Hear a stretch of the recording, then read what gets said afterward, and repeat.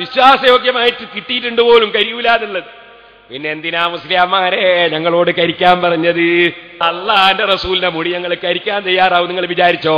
നിങ്ങളെപ്പോലത്തെ കപട സ്നേഹമല്ല ഞങ്ങളത്. ഇനി ഇയാള് പറയുന്നത് ഫിറഔൻ പരീക്ഷിച്ച മാതിരി പരീക്ഷിച്ചിട്ട് ആളുകൾ പേച്ചു പോയാലോ? ഫിറഔൻ പരീക്ഷിച്ചിട്ട് ആളുകൾ പേക്കുക ചെയ്ത് ആളുകൾ ഹിദായത്താവല്ല ചെയ്ത് പറയുമ്പോ അങ്ങനെയാ പറഞ്ഞത്. അപ്പൊ ആരാ ഫിറഔന്? ആരാ ഫിറഔന്? പറ. ഫിറഔൻ മിസ്റുകാരെ മുഴുവൻ വിളിച്ചു വരുത്തിയിട്ട് സിഹർ പരീക്ഷിച്ച മാതിരി മുതലക്കുളത്തോ അല്ലെങ്കിൽ പുഷ്പനഗരിയിലോ എവിടെയെങ്കിലും ആൾക്കാരെ മുഴുവനും വിളിച്ചു കൂട്ടിയിട്ട് മെഴുകുതിരി കത്തിച്ചതിന് മേലെ മുടിങ്ങനെ കാട്ടിയാൽ എന്താവും അവസ്ഥ? എന്താവും? കേരളത്തിലെ മുസ്ലിമുകളെ രക്ഷപ്പെടുത്താൻ വേണ്ടിയാണ് ഈ ഘട്ടത്തിന് മുമ്പായി ഈ കത്ത്, ഈ സനദുള്ള കത്ത് അല്ലാഹു സുബ്ഹാനഹു വ തആല നമുക്ക് ഇറക്കി തന്നത്. അള്ളാഹ് ഇറക്കി കൊടുത്തട്ടോ, മറ്റേയാളെ അയച്ചൊന്നുമല്ല. അള്ളാഹ് ഇറക്കി കൊടുത്ത കഥ മറ്റേയാളെ അയച്ചല്ല, ഇത് അള്ളാഹ് ഇറക്കി കൊടുത്തതാണ്. ഇനി ഇവരെ സംസ്കാരം കൂടി ഒന്ന് കേൾപ്പിച്ചാലേ. ചീത്തറ നമ്മളെ പോലെ തങ്ങൾ പട്ടിയായെന്നും നമ്മൾ സാധാരണ സംസ്കാരത്തെ ആളുകളെ പോലെ പറയില്ല. ചീത്തറ നമ്മളെ പോലെ തങ്ങൾ പട്ടിയായെന്നും നമ്മൾ സാധാരണ സംസ്കാരത്തെ ആളുകളെ പോലെ പറയില്ല. ഓലെ കോലം മനസ്സിലായില്ലേ? കോലം മനസ്സിലായല്ലോ, ഓല് പറയുന്ന രൂപവും മനസ്സിലായല്ലോ. അതയാൾ എന്നെ സംബന്ധിച്ചു അൽഹംദുലില്ലാഹ് ഖൈർ. ഇനി എന്നെ പറ്റി പറഞ്ഞു വെച്ചോട്ടെ. രണ്ടാം ഘട്ടം കാളമൂത്രം കുറ്റിയാടിയിൽ വീണ്ടും ഉണ്ട് എന്ന് ഇന്ന് വിവരം കിട്ടിയിരിക്കുന്നു. കേട്ടോ, എന്റെ പ്രസംഗത്തിനെ പറ്റിയാ പറഞ്ഞത്. ഇനി നിങ്ങൾക്ക് മറ്റേ സെക്രട്ടറിന്റെ സംസ്കാരം കേൾക്കണോ? അതൊന്ന് കേട്ടോ നിങ്ങൾ. അത് കണ്ണും മൂക്കും കാലും സാമാനും ഒക്കെ കരിഞ്ഞു പോകും.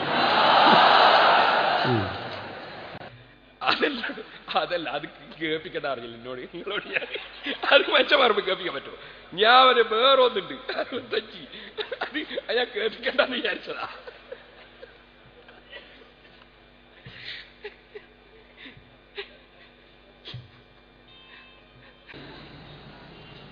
നമ്മൾ സാധാരണ പാത്താനിരിക്കണ മാതിരിയിലല്ല ഒരു ഇന്ത്യൻ്റെ പ്രസിഡന്റും സെക്രട്ടറിയും ഒക്കെ പാത്താൻ കുതിർക്കുമ്പം വളരെയധികം പരിശോധിച്ചിട്ട് വളരെയധികം ക്ലിയർ ചെയ്തിട്ടേ ഒലിക്ക് പാത്താൻ കഴിയുള്ളൂ. കാരണം വലിയ വ്യക്തികളാണ്, വലിയ എതിരുണ്ടാവും.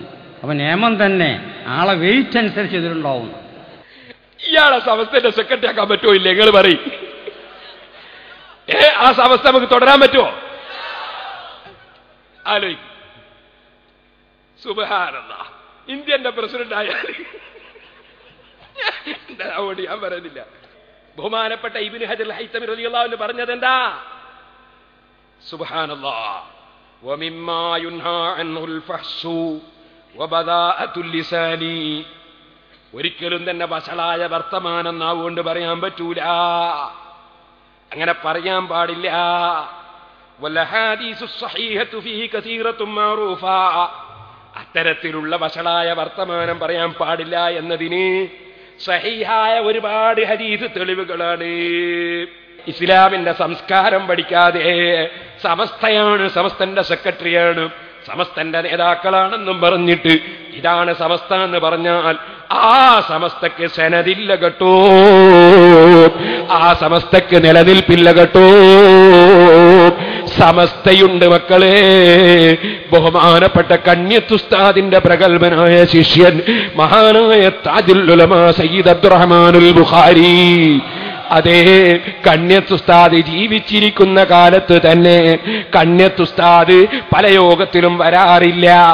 ബഹുമാനപ്പെട്ട തങ്ങളാണ് അധ്യക്ഷം വഹിക്കാറ്, പ്രാർത്ഥിക്കാറ്. ആ തങ്ങൾ നേതൃത്വം കൊടുക്കുന്ന സമസ്ത ഇ കെ ഉസ്താദ് ഉള്ള കാലത്ത് തന്നെ ജോയിന്റ് സെക്രട്ടറിയായി പ്രവർത്തിച്ച ഇ കെ ഉസ്താദ്, അതേ ഞാൻ ഫോട്ടോ ഒക്കെ ഞാൻ എന്റെ സിഡിയിൽ കയറ്റാം, റെയിൽവേ സ്റ്റേഷനിൽ പോയി സ്വീകരിച്ചു കൊണ്ടുവന്നൊരു പണ്ഡിതരുണ്ട്. അതാരാണ്? അതാണ് മഹാനായ ശൈഖുനാ കാന്തപുരം ഉസ്താദ്. അതുപോലെ സുഹൃത്തുക്കളെ, വടകരയിൽ വെച്ച് സമസ്ത കേരള ഇസ്ലാം മത വിദ്യാഭ്യാസ ബോർഡിന് രൂപീകരണത്തിന് കാരണമായ മുഴുവൻ ചർച്ചക്കും നേതൃത്വം കൊടുത്ത എം എ ഉസ്താദ്, ഹംസ ഉസ്താദ്, അങ്ങനെ തുടങ്ങി സമസ്തയിലുള്ള നേതാക്കൾ, ആഹ്വേദങ്ങളെ പണ്ഡിതന്മാർക്കൊക്കെയും നീ ദീർഘായുസ്സും ആഫിയത്തും കൊടുക്കണം റഹ്മാനേ. അവർ നയിക്കുന്നതാണ് സമസ്ത. ഇക്കൂട്ടരുത് സമസ്തയാണെന്ന് അംഗീകരിക്കാൻ ബുദ്ധിയുള്ള കിതാബ് അറിയുന്ന ഒരു മുതഅല്ലിമിനും സാധ്യമല്ല.